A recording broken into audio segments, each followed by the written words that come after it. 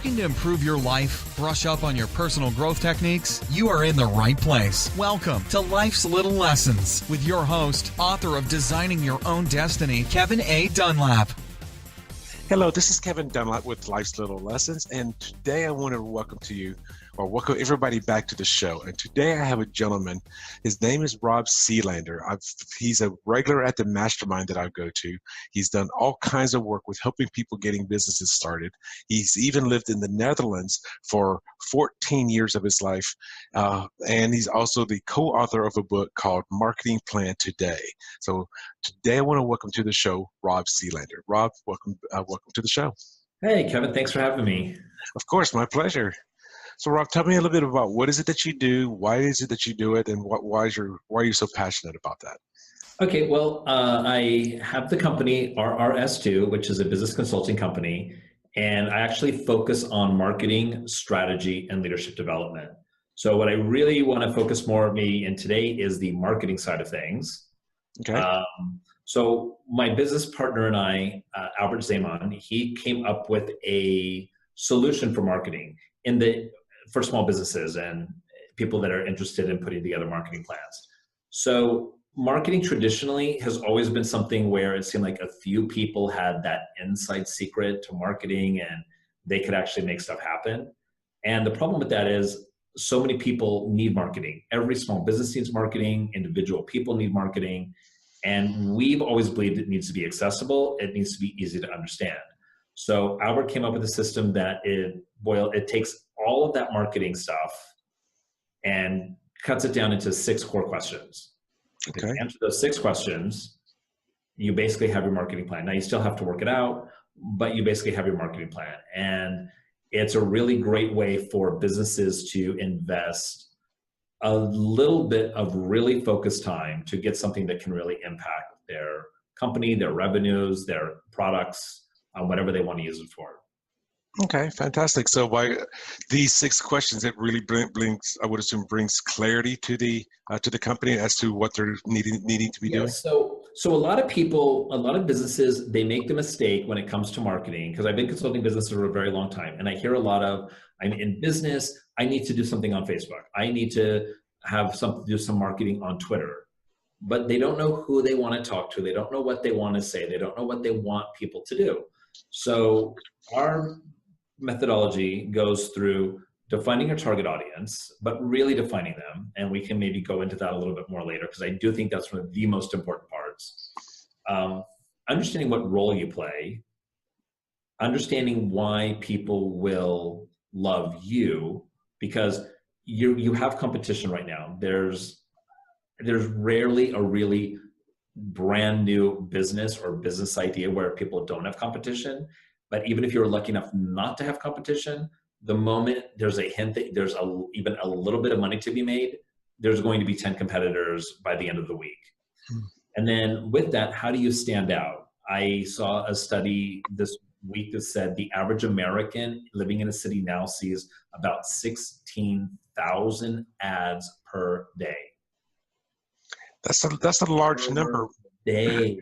That's a large number. Yeah, phone, newspaper, billboards, commercials on TV.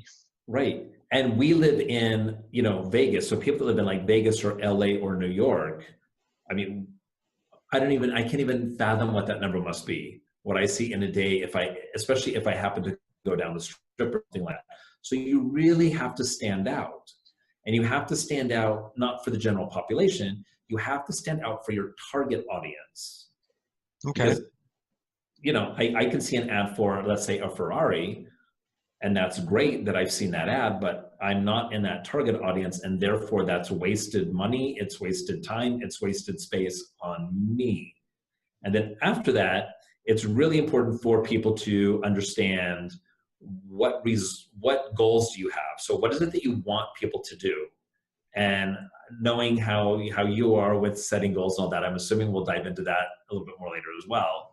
And then from there, how does that translate into money, right? Because it's not just you talk to a customer and they open up their wallet. There's steps that they have to take and things they have to do to get to the end result.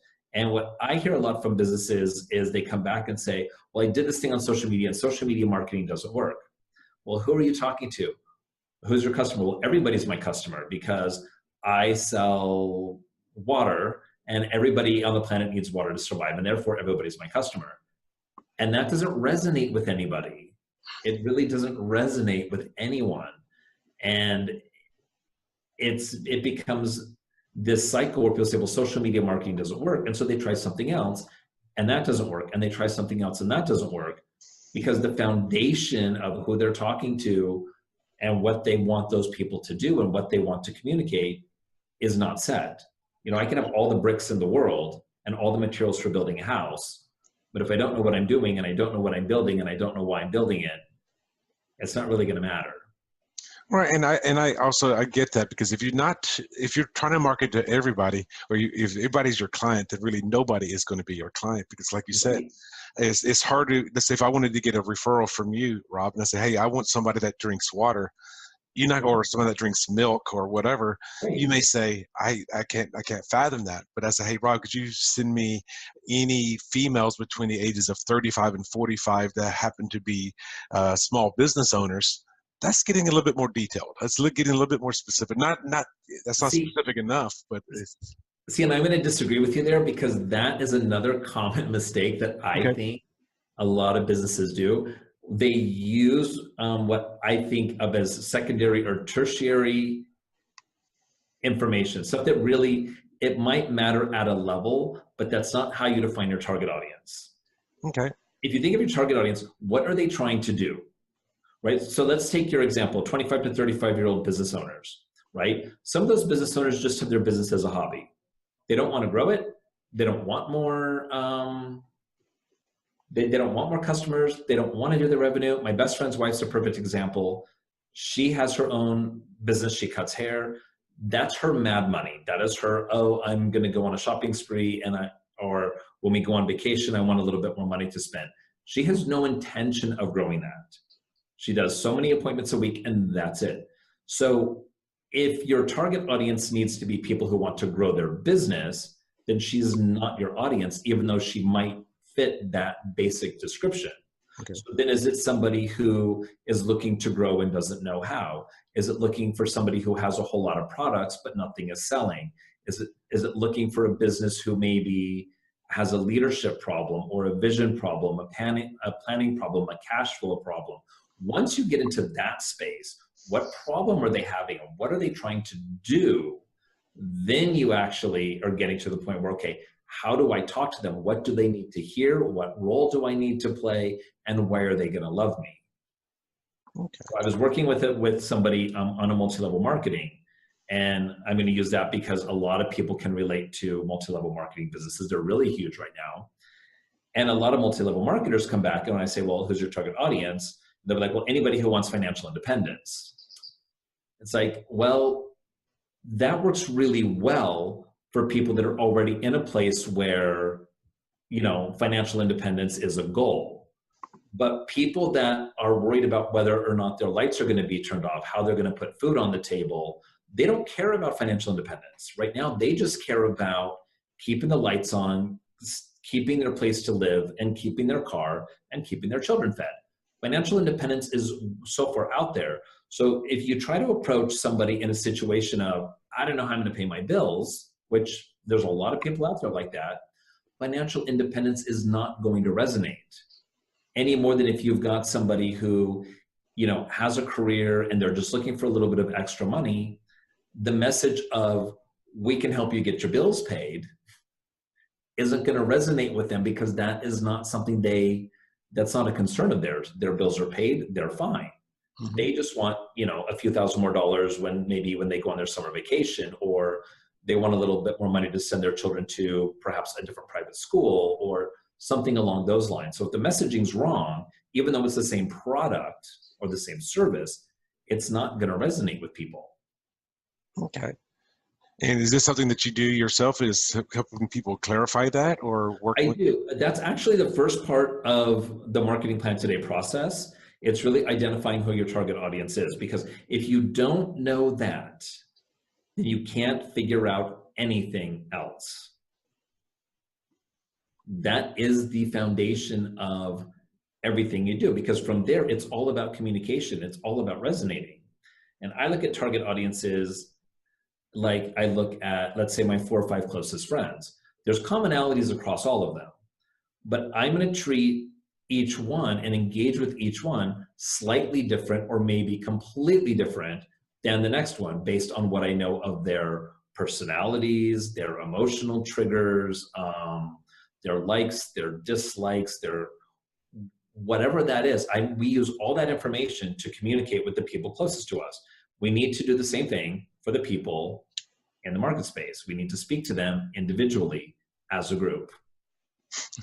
Individually as a group. Individually as a group. But you have to take commonalities that people are going to have. So if we were to say, going back to your example of business owners, but if we're looking at, let's take business owners who have no idea how to market on social media.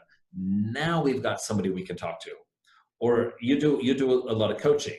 Mm-hmm. So maybe it's business owners who don't know how to engage with people, or who don't feel they have the confidence to talk to the CEO of a company, the very person that they need to talk to in order to get the goals that they need. Now you can go in and you can target something rather than, hey, be better at business, right? Yes, because yes. those two things, we can all be better at business, but how I need to be better at business and how you need to be better at business, there's probably a very big gap there as far as, what you need and what I need. Well, and I get that because I've just speaking with my own clients, that I've worked with in the past. Yes, it's all about what are they've already gone through, what are their, Right. And it could even be gender issues, it could be racial issues, it could be anything that they're cultural issues, it could be Right. even local issues that they're going through. That makes them unique. That's very different for somebody else. So just a contrite, generic solution isn't going to work. Absolutely. I've heard people say, well, I can't network because I'm not good with people, or I don't have the right clothes, or I'm not well spoken, or I need to lose 25 pounds first so I look better, and the list goes on. And if we don't address those needs, that thing that people are trying to do, then they really have no reason to buy our product. And a lot of people also make the mistake of, well, everybody needs this. Well, yes, we all need to eat a little bit healthier, but we don't care about that when we're in line at In-N-Out Burger. We care about that when we go to the gym and we're like, man, I really need to eat a little bit healthier, or when we have something coming up where we need that. And that's the areas where we have to communicate with people. Okay. Well, I'm going to go off on a little bit of a tangent here, which often I do. In my book, Designing Your Own Destiny, I have, because you kind of hit the nail on the head with something that just triggered on my mind, is that most people have this concept of do, have, be.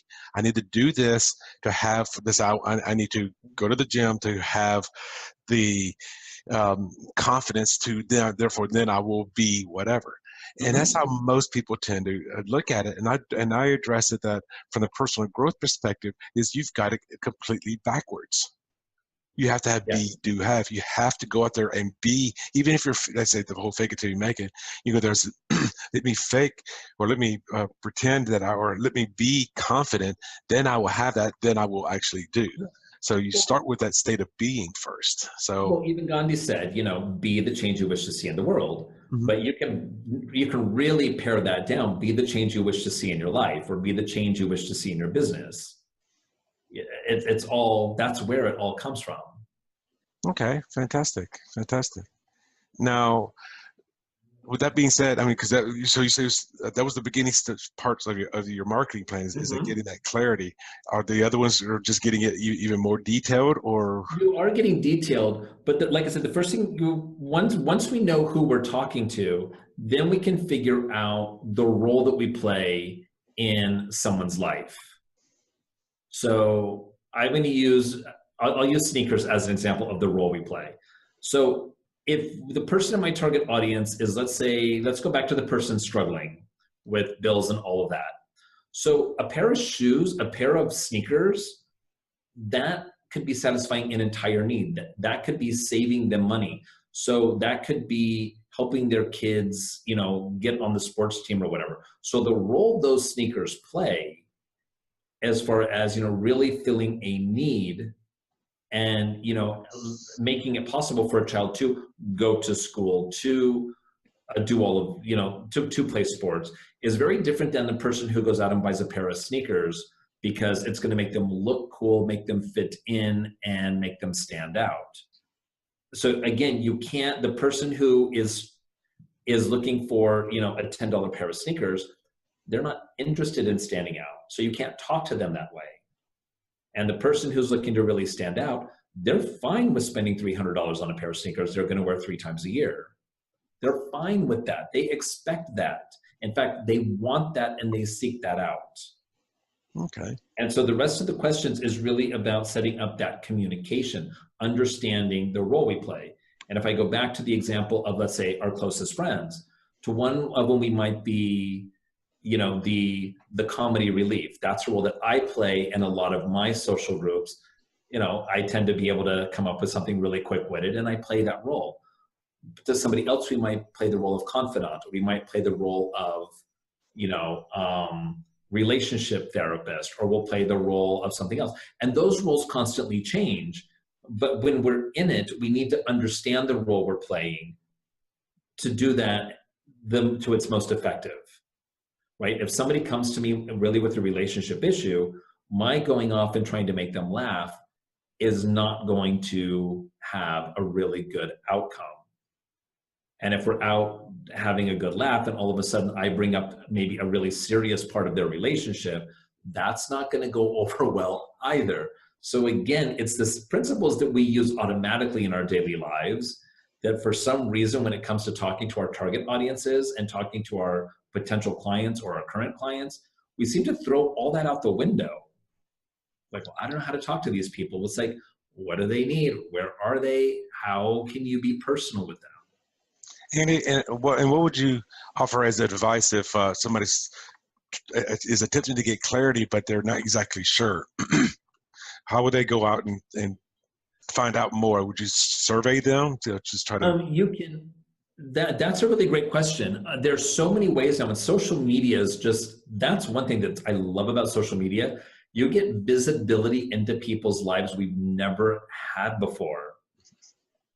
I can wake up and I can know things that I probably don't need to know, don't want to know, but I know them, and we can use that. So you can poll people, you can talk to people. Most of us know in our businesses, from my experience counseling businesses, most of us run a business that is relevant within our own peer group. Okay. Most of us. So maybe not everybody, but few of us have a business where we have a product that we actually don't use and our friends don't use. And there may be some very specific situations there. I can't think of any of them right now. So a good place to start is just among our family and friends. Now, that can be very dangerous because our family and friends are going to tell us, usually they go into one of two tracks. They'll tell us everything that we want to hear, which is how amazing our product is, how amazing our service is, and how the world just can't, wait until it's released, or how we shouldn't do it, it's a waste of time, and we should go get a real job.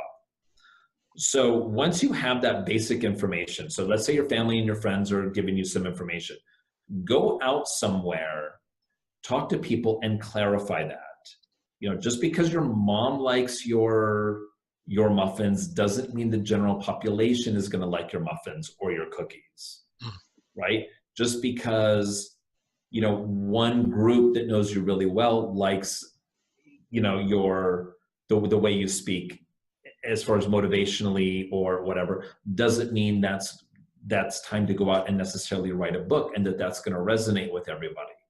So you really have to balance that out. And you can do that by, again, you can poll people on Facebook. You and I both go to a mastermind group and we get, sometimes people come up and say, hey, what do you think about this? What about that? What issues are you having here?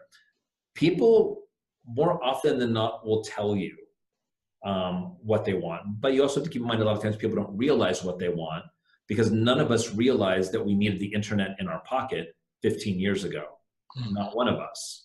I never walked around thinking, wow, if only I had this internet in my pocket, if only I could play Candy Crush, if only I could, do all of these things. because that wasn't even possible. Well, I still remember kind of what you're going off on there. It's just like 10 years ago, you're going to a McDonald's or a Starbucks just so you could get Wi-Fi your cell phone. Right, exactly. And none of us in a lot of ways knew that we needed this stuff. We just didn't know we needed it. And now that it's here, the world's ending if, we don't have that Wi-Fi connection, or if our text message doesn't send 3 times or something, all of a sudden, we're panicking and all of that. So to do the market research like that and to resonate with your customers, it's really just about having the conversation. But you can't go out and say, well, what would you like? Because most of the time people don't know. But if you can look at what people are trying to do, then perhaps there's a way that we can facilitate that a little bit. Okay. Okay. So basically, what I'm hearing is also you go to the locations, you go to the areas where they're hanging out. If my target audience are business owners that want to scale their business, I would not just go to a bloggers meetup. I would actually go to a networking event. I would go to those kinds of events. I mean, if I was going to open up a coffee shop, I would hang out at different Starbucks and just listen and watch. What are people doing? What are they saying? What are they asking for that they can't get? How long is it taking them to get it? Are they happy with it? Are they not happy with it? And then what about Grouchy John's, or what about this coffee shop or that coffee shop? And then if I start saying, hey, you know what? I'm noticing that this is an issue and it could be really cool if, and then you try that out. That is a way to do it. There's no right way to do it, but it has to be done. And then once you have it, it's a constant, you're never really there with your products or your marketing. You've never arrived, you've got it. There's always going to be tweaks. There's always going to be that fine tuning. It's like when software comes out, you get, 1 and then 1.2 and 1.5 and 1.7, then you get 2.0, and it just keeps going. And sometimes as a end user, as the consumer, we don't even notice those little changes, right? It's something that happens on the back end that maybe, makes something go 1,000th of a millisecond faster than, it did yesterday. But it's those incremental changes that ultimately add up. And we have to do the same thing with marketing. So once you get that information, and you're never going to have all of it, that's just impossible. But you need to have enough to say, okay, this is what I'm going to do. And now I'm going to test this. And as people are using it or not using it, why are they not using it? That's a really good question as well. And I'm glad you brought that up, because you said that you come out with 1.1, 1.3, 1.5, 2.0. It's never done. And those of us that are PC users, Windows has gone through so many different incarnations, and there were ones that worked well, and there were ones that were just horrible. Oh yeah. So the thing is, even if you put something out there, and if the market is not reacting to it, okay, well, it doesn't mean that you're a failure. You just make changes and find out what the market is desiring, and then you go answer those or solve those problems. Right. I mean, not everything is going to resonate with everyone. I mean, look at Apple. There was a time when Apple could do no wrong. And then what was it? The last MacBook or 2 MacBooks ago or something like that got just slammed in the press and by critics. That was unheard of before that time. But then let's not keep in mind, Apple was really a massive thing way back in the mid 80s, and they almost went out of business. All of a sudden they just kind of vanished and became a niche product. And then all of a sudden they were back on everybody's tabletops with the iMac in it, everybody's pocket with the iPod, and then in everybody's phone, pocket again with the iPhone, and things change. And, nobody's ever on top forever. Nobody always does it right. And to that, even if you've done things wrong, there's still a chance for right. I have a 9-year-old son, and I talk to him a lot when he can't do things and he tries 5 or 6 times. And I remind him, it took Thomas Edison, 10,000 tries to get that light bulb where he wanted it to be. And when people say, yeah, but you failed that many times, he says, no, I found 10,000 ways to not make a light bulb. And in the meantime, he found all of these other things that worked, like Post-its were a mistake. Bubble gum was a mistake. It was an accident. Yes. And it could have been very easy to say, oh, I failed at this. My target audience isn't going to like that. And they were right. Their target audience probably wouldn't. But there was a whole other target audience out there that took that and it exploded. Well, there's a lot of things that are made by mistakes. Like Yes. I said, Post-it note, because that was going to come to my mind as well. Because when they were actually making the Post-it notes, they were actually looking to make a super adhesive glue, and they Yes. ended up doing the exact opposite. They made it a very lightly adhesive glue. And it was Art Fry. I believe the story is, and if it's wrong, please, I don't want people, coming out that I don't know what I'm talking about. But that I believe he ended up using sort of the first version of Post-its as a placeholder in his hymnal, because the hymnal, the papers he was using would fall out and slide down and all of that. And he started using them for that. And then, of course, when you look at like, okay, again, what is my target audience trying to do? Or what is a person trying to do? Oh, all of a sudden, the dots start getting connected. And then you have something that resonates. And then you know what you're doing, you know the role you play, you know why people are going to love you and how you stand out and so on. It all comes back to the same formula. Okay.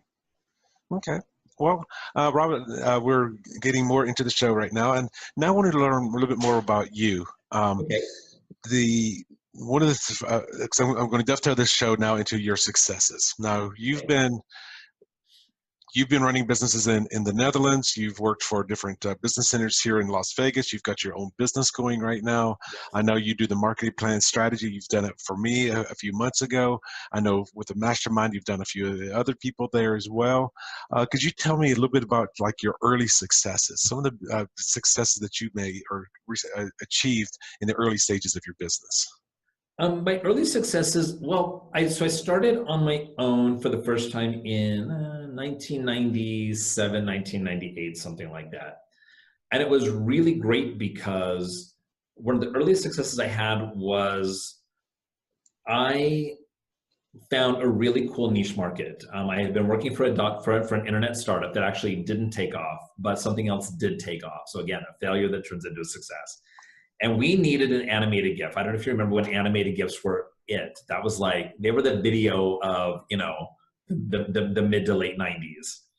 And we went to get one, and the company wanted to charge us $5,000 for an animated GIF. And I was like, wait a minute, there's all these teenagers who have the GIFs.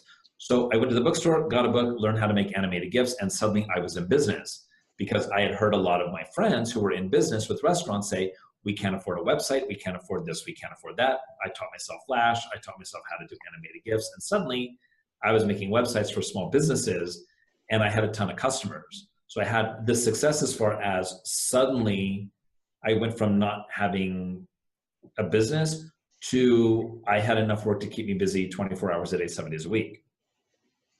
So that was really awesome.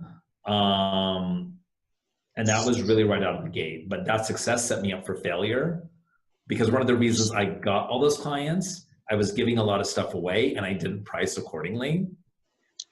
And I also said yes to everybody. And so when somebody came along that was really a project I wanted, really something that could have changed everything for me, I didn't have the time to do it. I had to say no. And that really hurt. That really hurt. Well, I like what you said about your successes. Is you found a problem or a need for somebody, and then this was with a skill set you had no skills whatsoever in it. Yet you went out there and you taught yourself to be able to fulfill that need. Now your problem is that you were either underpricing yourself or you're probably doing it for free. Oh, I was doing a lot of work for free because because I thought, oh, if I do all this stuff for free, I'm going to have all these clients and they're going to tell all their friends and I'm going to have more clients and then the paying clients will come. Yeah, it didn't really work out quite that way. People who you give free stuff to, just in my experience, tend to want more free stuff, unless there's a strategy of what that free stuff is supposed to do. And for me, I didn't have that. Okay, and that's a good learning lesson so all of you out there that are either watching this YouTube video or listening to this on the podcast. You may start off maybe 1 or 2 clients just to get some testimonials or something, get some kind of a reciprocal return on it. You may start off by doing 1 or 2 clients for free, but you do have to have your paying clients as early as possible. Otherwise, Yes. it will become an expectation. And not only do you feel guilty about now charging them, now they may feel like they're being taken advantage of, because now you're actually, you were giving this away, but now you're charging me Right. for this. And for people that are going to give something away, there is value in that if there's a strategy. And if you're going to give something away, make sure you're giving it away to somebody who, when they leave a testimonial, that's going to resonate with your target audience. So if I'm trying to get into sports clubs, for example, let's say that's the niche market I want to work in as far as marketing goes, then do a free marketing plan for a hair salon, let's say. That's not really going to resonate with my clients, because the guy at the gym is going to say, well, yeah, that was really great, but do you really understand my world? So I'd want to go and find a health club too. So when I started out doing the marketing plans, I did a number of them for free. And I chose different businesses. No two businesses are in the same field.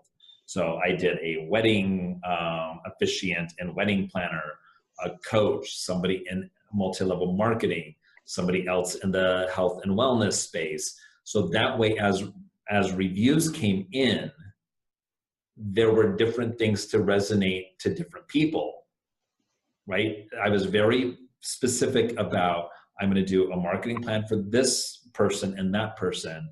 But I was also very specific about, and this is something that I really learned that really helped me a lot, who my target audience isn't. So who was I not going to do a free business marketing plan for, or a free consulting for? Because there was no return on investment for me to do it for just anybody and everybody.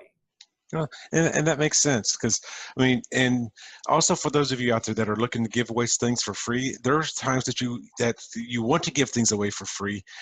However, it could be what's considered what is known as a lead magnet. And Yes. a lead magnet is something that you give away for free for them to give you their email address so that you can contact them on a later basis. Or it could be something where, hey, buy this program and here's some free gifts. I will give you this free marketing plan if you enroll in this $200 a month program, or whatever it is. I mean, there's so many different ways that you can give stuff away for free. It doesn't have to necessarily be, hey, I'm giving you everything for free. So No, but people need to make sure that they're giving stuff either free directly to their target audience or to the people that have access to their target audience. Mm-hmm.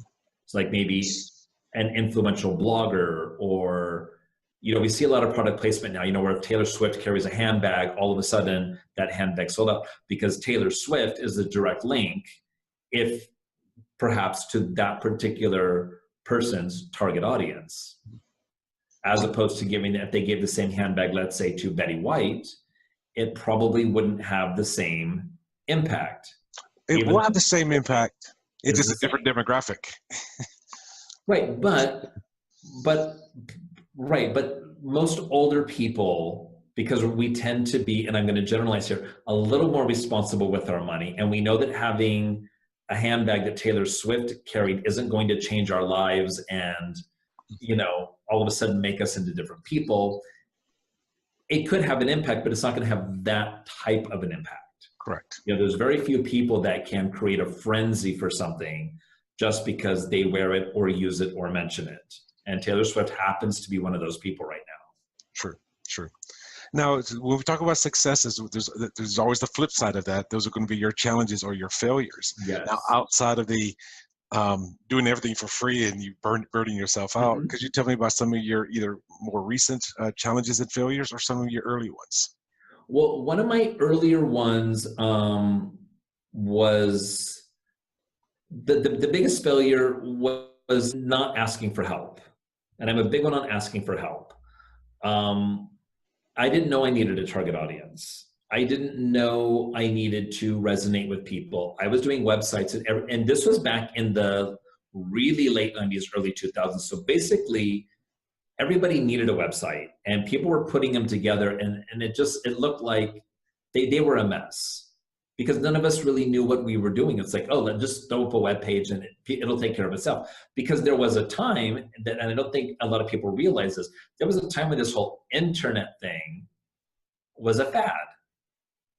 It had been on news shows, this fad of the internet, how long is it gonna last? None of us saw this. So I didn't realize I was one of those, everybody's my customer. And of course, that is not the case. That was one of them. And I didn't know that I needed those things. And I also didn't know on the back end of my business that I needed to file sales taxes, that I needed to keep track of my receipts, that I needed to, have licenses to use certain software. So you couldn't just go out and use somebody's methodology without giving them credit. And again, that was when all of this was really new. And we, before that, just 5 or 6 years before that, we didn't have access to any of that stuff. And it was kind of being figured out as we went along. So I made a lot of those kind of mistakes. Okay. Just not paying attention. I had a lot of ego because of having the success out of the gate. I thought everybody loves me, everybody loves my product, I'm going to be doing this, that, or whatever. And then a month would come along and I'd make, $10,000, $15,000. I'm like, oh my God, I've made it. I'm in my 20s and here I am and life is wonderful. But then I didn't make any money for like 6 or 7 months. And suddenly that $10,000 or $15,000 which seemed amazing, suddenly becomes less than minimum wage. And I didn't know to plan for these things. And I didn't know to keep up. And this is something really for a lot of, especially newer businesses, I didn't know that I needed to keep a certain time, part of my schedule open for business development. And whether that's creating new business or business refinement, where you're going back and looking at, okay, am I talking to the right people? Have they changed? Do they need something different from me? And just all of those kinds of things. I didn't set away time for that because I was so busy working. And then all of a sudden, a project ends and you're there and you're like, okay, wait a minute. Your phone's not ringing because you haven't been communicating with people to call you. Customers aren't lined up because you haven't been telling people that, you're going to be available, and it's just crickets everywhere. That's all you hear. And then you've got to go out and do that. And I wish I would have known that. Okay. And when you say, because one of the first things you said was asking people for help. Now, could you extrapolate a little bit about that? Yes. Well, there's asking people for help. There's a lot of experts out there. There's a lot of free resources. You've got everything from resources from the Small Business Administration all the way down. In fact, Marketingplan Today is also a free resource online. So if people are looking for that focus, if they're looking for the help, if they're looking for the business advice, it's out there, and there's a lot of free stuff out there. You don't have to spend hundreds of dollars having certain things done or getting legal advice or all of that. There are so many resources out there, so many people to ask. And that's one reason why, because of my experience going through business and my colleague Albert as well, we understand the need for people to get this information. Because if you don't, you can lose everything, right? I mean, some people cash out their 401ks, they use their children's college fund, they use their retirement fund, they take a second mortgage out on the house.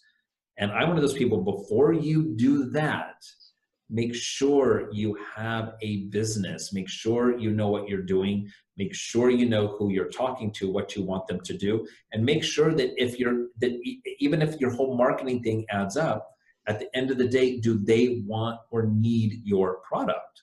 Are they actually willing to open up their purses and wallets and give you their cash? Okay. If they're not, then you don't want to take those other steps. And I've seen business after business after business, unfortunately, just in the last 3 years, being a business consultant with an SBA nonprofit, come in and they're just devastated.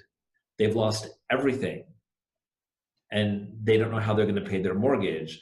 Their kids are now on their own for going to college. They sold their car, they maxed out all their credit cards, they did all of this stuff, and they didn't have to.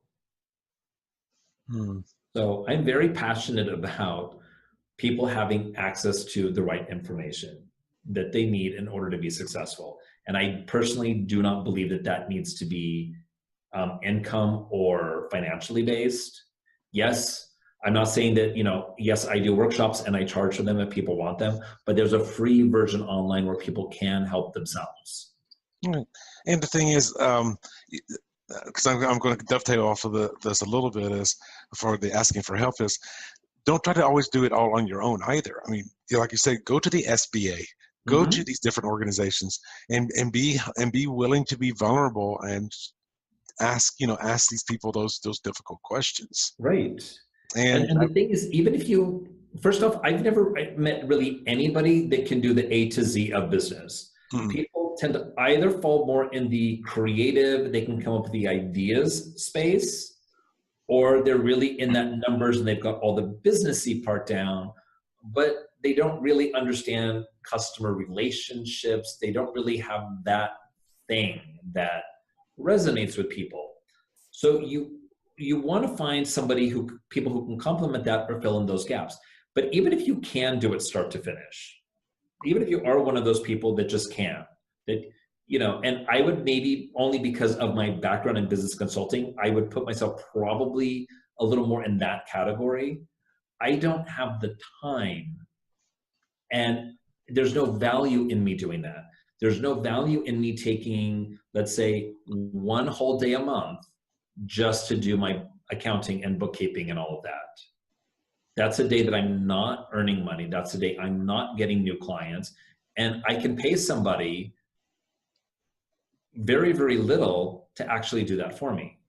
Well, I'm glad you said that, because even though I know how to do it, it's not in my best interest to do it. Well, and I'm glad you said that, because I mean, just one thing that I'm just now hiring out to do, literally the show that's going to be launched this upcoming week. I know that this broadcast could be a few weeks from now from where I'm actually talking. However, I just now hired somebody to do all the editing for this podcast, because normally it would take me 4, 5, 6 hours just to do the editing on the audio alone.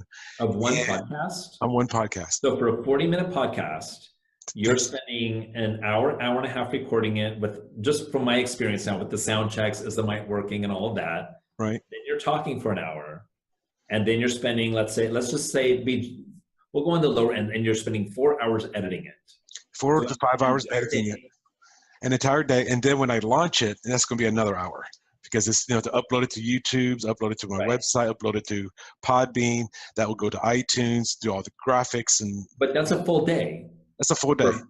For a 40-minute to 1 hour podcast. Correct. An entire day of your time where you're not actively making money, because you're not leading a class, you're not holding a workshop. Correct. You're not out there networking. Now, obviously this will get the word out, but that's massive. That's a massive. I think it's awesome that because you can't outsource this piece. You can't outsource the interview. That is correct. But you can outsource everything else. Correct. And then I look at it as, what is the cost that I'm spending on this? And then if I divide that, let's say it's going to cost me $30 for a professional to do it, and they can probably do it in 1 hour. Right. It would normally take me 5. Because they have got all the better equipment. So they, say I pay them $30 to do that. And if I'm doing that myself, that means I'm making $6 an hour just for the editing aspect of it. Right. It is not worth my time in the long run to keep doing this, because otherwise because I'm working for less than minimum wage. Right. So my better thing, where it comes from, working in your business to working on your business. Correct. And in the beginning, we all need to work in our business, and by working in our business, I mean, we're vacuuming our own office floors, and we're taking out our office trash, and we're editing our own podcasts, and we're being our own IT person, and we're doing all of those things. And that's necessary in the beginning and in a certain phase of the business. Correct. But there comes a point where if you stay there, you're going to cap out, because if you're spending a day doing a podcast, there's only so many podcasts you can do in a week or in a month. Correct. And let's say you monetize a podcast and you were saying, okay, I'm going to charge $10 a podcast. You're at a level, there's only so many you can do, and suddenly your income becomes 10 times however many podcasts I can do in a month. That's it. That is your maximum level times the number of listeners you have. Now, if you can spend time doing that and somebody else can do the editing, and now all of a sudden you're doing 6 podcasts a day, that changes everything. Yes. That changes everything. Yes. And for me personally, I found that I can't do stuff like my own website. Even sometimes, honestly, being a marketing person, I sometimes find it very difficult to do my own marketing in the vacuum with just myself because I'm too emotionally involved. I cannot step back and be critical and say, really, is that really your target audience? Is that really the best you can do? Because for me, my biggest, and you've heard me say this, probably even when we were working on your marketing plan, so what and who cares? Okay. And that's very hard for me to do for myself because I'm emotionally involved. So what I do is, yes, people can do the marketing plan for free online, and I'm happy to look at them and review them. But when I do a workshop, it's really about being that challenger, really making sure that you've thought about things that were really at the kernel of things. I can't do it by myself as effectively as I can do it with somebody helping me. And I've been doing marketing for in some level, close to 30 years. And I've had access to a lot of amazing minds. And I still sometimes hit the wall where it's like, I just need somebody to walk me through it, help me through it, get me through the creative block or whatever it is you want to call it. We all need it. It doesn't matter how much of an expert we are. And that's true. And this is making me think of a book, and I think you and I have talked about this before. I feel that most business owners, especially if they're thinking about starting a business, this is a very, very critical book to read. And it's a book called E-Myth Revisited by, I think it's by Gruber. Okay. Is the person. And E-Myth, the E does not stand for electronic, like I would normally think it is. It stands for entrepreneur. So what it does is it breaks every business down into 3 core components. And what it normally says is, hey, if you're an expert, and this, when I read the first 2 or 3 chapters in the book, it made me angry. I mean, I was just wanted to throw the book out the window, across the room, or whatever. It made me that angry. And what the book says is that if you're the expert in the field, is the chances of you succeeding in your own business is low. It is better that you are not the expert, and your chances of succeeding are much higher. Mm-hmm. And it may go against popular thought, like, why would let's say, and the example they use in the book is a baker. You work for this great bake shop, you make some phenomenal pies, you make phenomenal cookies. He said, you know what, I'm going to open up my own shop. And it's because that you are a great baker is why you will, why your chances of failing is so high. And it's contradictory to what you may be thinking until you go into what the book talks about. There's 3 levels of every business. There's the what do they call it? The technician. That's the person that's the expert doing the job. There's the manager, and then there's the entrepreneur. The worker is great at baking the cookies.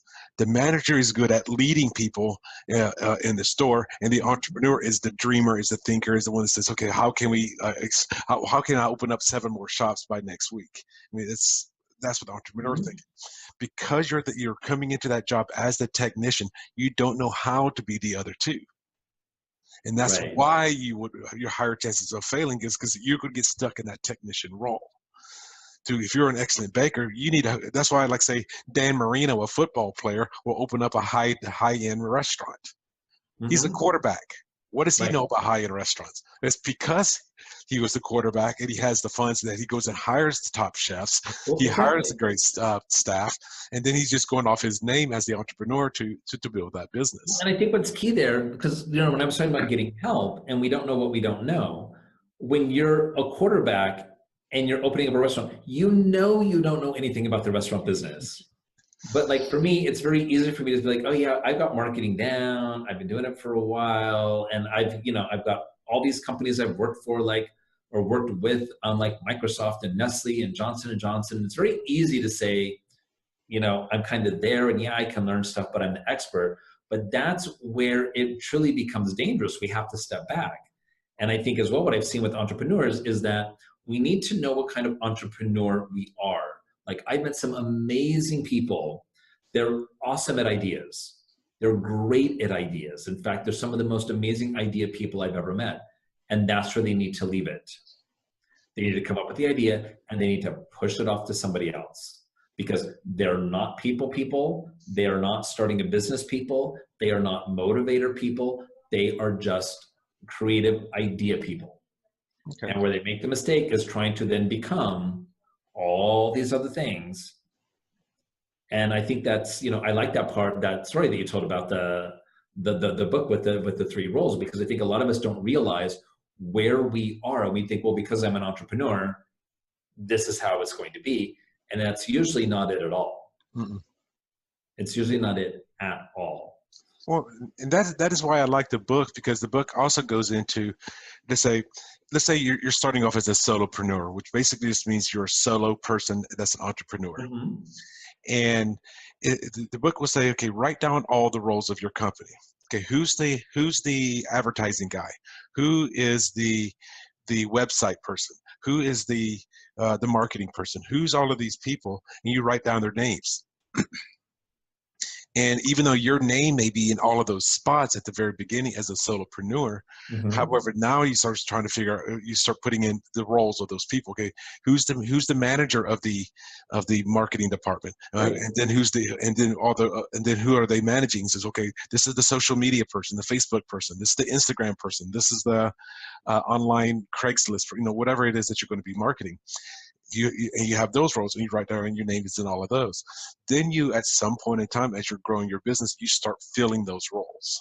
You start putting Right. people into those positions. Like myself, with the hiring the guy that's going to be editing this particular podcast. Mm-hmm. I know I'm no longer doing that anymore, so I've got a person that's filling that role right now. Then I will be hiring the person that's going to be, okay, how do you upload it to YouTube and Facebook and all of these things? Another hour. I mean, I'll be looking for somebody to upload. Now all I'm doing is recording the show, putting this thing on Google Drive, Right. and giving the link to somebody. So Okay, how many podcasts do you do on an average week? at the recording of this show, this is number 14, and you got to realize I only started recording a month and a half ago. Okay, so in a month and a half, you have used, just based on your own example, 14 days of your own time.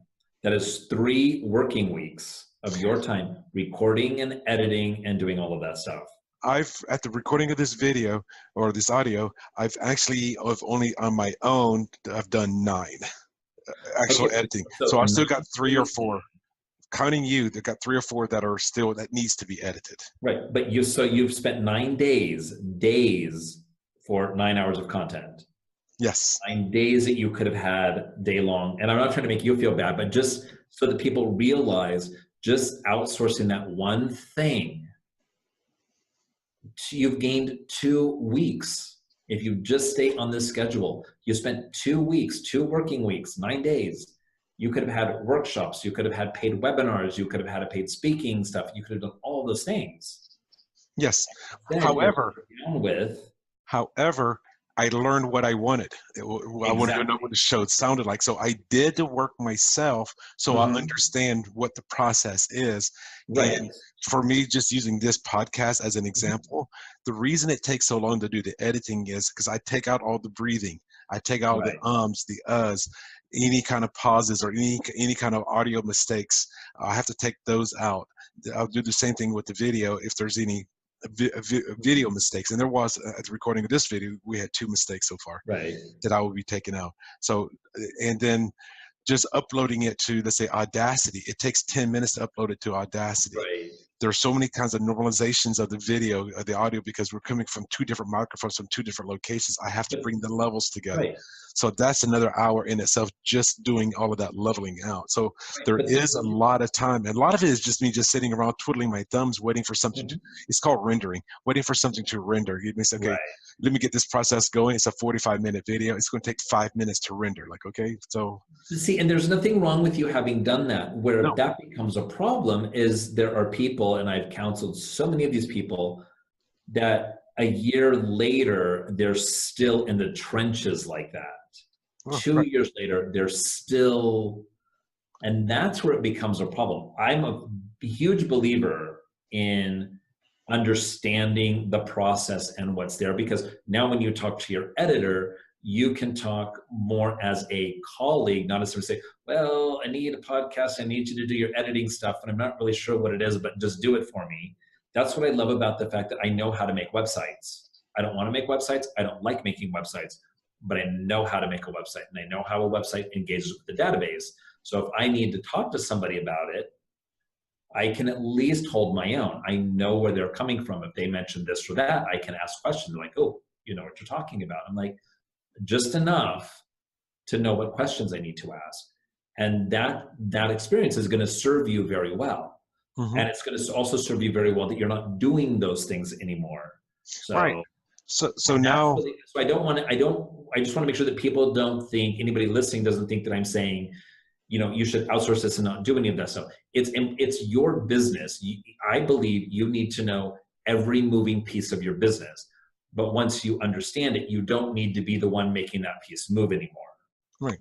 Either hire somebody, hire an employee, or you outsource it to a third party. Or figure out a way that piece doesn't need to be done anymore because 2 other things or something else will take care of 3 things more efficiently. Correct. And that's what I was trying to get to. Not that, you know, if you don't want to do accounting, just shove it off to somebody. No, be diligent about it. Understand how it works. And then get the person who can actually do it for you. And then, of course, when you get it back, you review it. So, because you're like you said with websites, you understand like, okay, this is how it's supposed to look. Me with the podcast, I will listen to it again before I broadcast it to make sure it sounds good. The guy that the lady that's being launched this week, the very first one that's being edited, when it came back, he took out all the uhs and ums and what have you. However, he deleted those spaces. And the problem was, it may sound like, well, isn't that what he's supposed to do? I go, well, yes, but no. Because when she was talking, when she said one sentence, then she said another sentence, it was like, she's saying she's talking way too quickly. I need to go back in there and put in that quarter-second, half-second pauses. See, you know this because you worked on it. You wouldn't, yes. Because if you wouldn't have known it, and he said, yeah, but that's just how it is, you would have been like, oh, okay, that's just how it is. I don't like it, but I'll accept it. Mm-hmm. But you know that's not how it is. And if he comes back and says, that's just how it is, you could be like, no, here's what you need to do. And then all of a sudden, you've got the quality control because you never want to give that up. Correct. You never want to outsource your quality control. But yeah, that I just think it puts you in a different space. And that person's going to treat you differently because they know that you know what they know, you know? So they can't get away with, and unfortunately it happens a lot, they can't say, yeah, but that's just the way it is. And like you just said as well, I don't like it, but I'm okay with it. Okay, well, I've got 5 more shows for him to edit. Now he knows what my criteria is. Mm-hmm. Right. Same with you with doing a website. You know, so this is what I expect out of a website. I expect these things to be done. I want a video on this page, and when I send you another one, I want on video on page 1 on all of these websites. This is our standard design. So yes, so for those of you out there just getting started, yes, you may be in the trenches, you may be that technician, but once you start getting to the level of being that manager, you know, because you know how it works, you've been through the trenches. Even if you don't know how to do something, like say you're hiring somebody to build your website because you have no idea how to do that, well, still look at what other people are doing, and then when you get the finished product, is it what you actually were wanting? So you've got a little bit of experience as far as that is concerned. And it's also key to know these things because let's say one day your editor says, you know what, I've got this big project, or I don't want to do editing anymore. You don't want that part of your business coming to a grinding halt because then you're like, oh my gosh, this person can't edit. I need something done in 3 days and there's nobody to do it. Worst comes to worst, you can stay up and you can do it yourself. Correct. You're not at the mercy of somebody else, because those things happen. And, you know, you're in business long enough, those things are going to happen. And I've been in business long enough to realize and learn those things never happen when it's convenient. Well, that's the funny thing it's never like, oh, I've got 3 weeks with nothing to do. And, oh, my editor just quit. Therefore, oh, great. Now I've got something to fill up my time. No, it happens when that needs to be delivered in an hour and all of a sudden everything comes crashing down. That's just how it seems to work. And if you don't know that stuff, then you're really at the mercy of everybody else. Where if you know it, okay, maybe you pull an all-nighter, maybe you cancel your weekend plans or something, but there's a solution to getting it done. Mm-hmm. And yeah, you may be a little rusty at it. Right. when it comes back to you, but you still have some experience with it. So yes, Right. very good point. Now, as we're about to wrap up the show, because we've been here going on about 57, 58 minutes now, is there any last tidbits of information or any last tidbits of advice that you would offer somebody that's listening or watching this show? Well, as a marketing person, my big advice is know, and this comes back every mastermind group at least once, know who your audience is, know who you're talking to, know what role you play, know what relevance you have in their lives, and know what you want them to do. If you know that, everything else will, as far as marketing goes, as far as working with your customers, you can pull everything else together, in my experience. Okay. Well, everybody, I do want to say thank you for being on the show. I would listen to the show. And Rob, I also want to say thank you as well. If you want to get a hold of Rob, to look at his Marketing Plan Today services, one of the websites you can go to. And what is your main website that people can? My main website is RRS2.com. And if anybody's interested in downloading my mobile card, you can do that. You get everything right to your cell phone. You can text RRS2 to the number 40691. It'll be right there on your phone, and that'll give you my mobile website. So super, super easy, super convenient. And what about this Marketing Plan Today? Marketing Plan Today, if you go to rrs2.com, there's a little link at the top. It says Marketing Plan Today. You're right there. So they can go in there and download and watch the videos and whatever. Yeah, so the platform, it's free. You'll need to enter your email. There are videos with my colleague Albert right now. I'm actually in the process of, I'm getting myself ready to update those videos, but it will walk you through the plan. And if somebody goes through it and they want to get my input on it, I'm happy to take a look at those and see how I can help. And I know the first time I looked at the Marketing Plan Today about 6 or so months ago, it was, which languages is it in? It's in Dutch and English. So the site, if you click from the US, it'll go into English. But you can do it in both. The book is available already in Dutch, and I have copies of it in English, and we're just getting ready to get that produced here and then on to Amazon in English, and that'll probably be very early January. Okay, so again, that's rrs2.com. If for some reason it goes into the Dutch format, you can convert it to English. At the top right, you can just click the American one. Okay. Fine, yeah. So I'm just saying that for those of you that might be in Canada or Australia or another country. True, yeah. That if you see that, if it happens to download in the Dutch, don't panic. It's you can't convert it to English. It's supposed to download in English for anybody outside the Netherlands.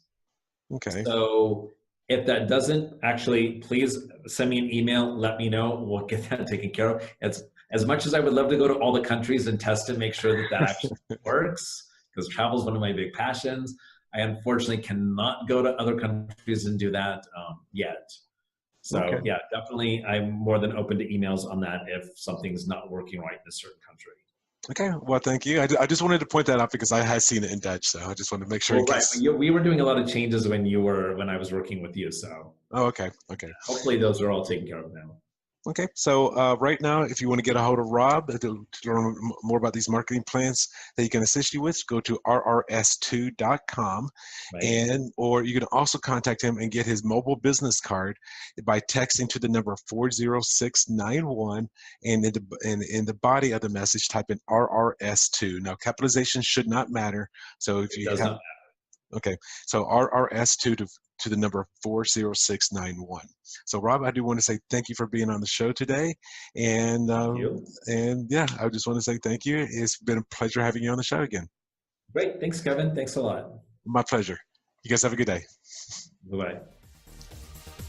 Thanks so much for listening to this episode of Life's Little Lessons with your host, author of Designing Your Own Destiny, Kevin A. Dunlap. For more great content and to stay up to date, visit kevinadunlap.com, facebook.com/kevinadunlap.author, and on Twitter @Kevin A. Dunlap. We'll catch you on the next episode of Life's Little Lessons.